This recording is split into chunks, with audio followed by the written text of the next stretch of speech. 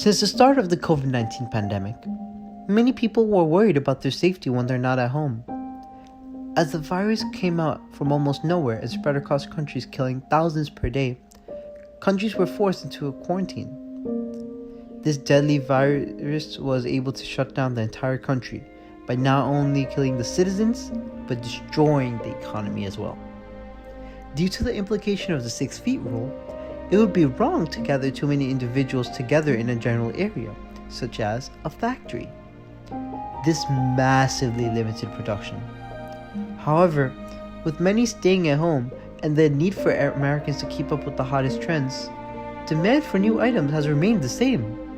This arises the major problem for companies to which they need to keep up with the general demand with a limited workforce. Countries were put in a dilemma and needed to find a solution fast. One solution would be the introduction of automation.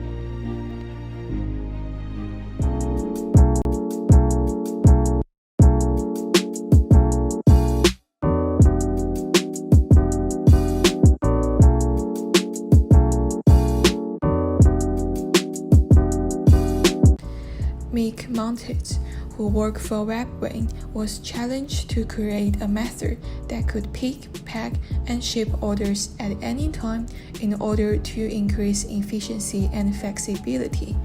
Later, he founded a company called Kiva Systems and was bought by Amazon. In Kiva's approach, many items are stored on portable storage units and their locations are registered into the Kiva database system. When an order is made, the systems will first locate the position of the item and find the closest automated guided vehicle to get the item. The mobile robot will be guided according to the computer system. When the robot reaches the desired location, it will slide underneath the port and lift it up through a corkscrew action and then transport it to human operators to pick up the item. I am a former Amazon associate who worked at an Amazon fulfillment center, JFK 8 in Staten Island, New York. I was a picker and I worked with these robots directly. I realized how much easier the robots made my job, allowing me to pick up to 4,000 units per day.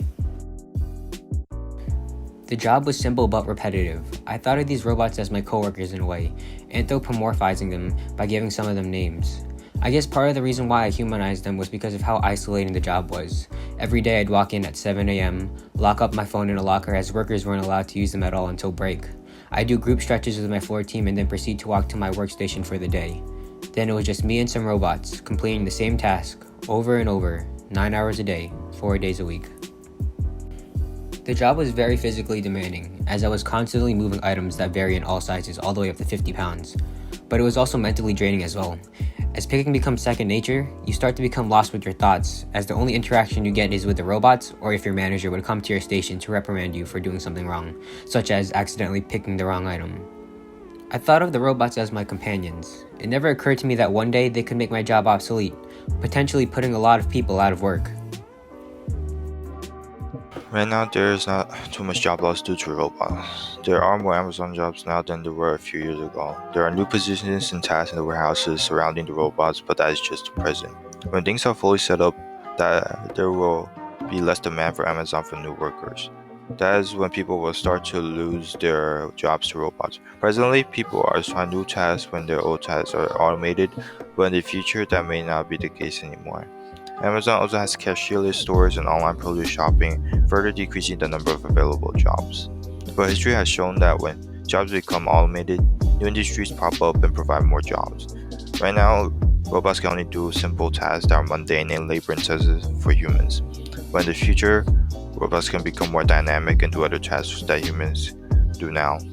Amazon could develop fully autonomous vehicles or drones for delivery to reduce costs and decrease delivery times.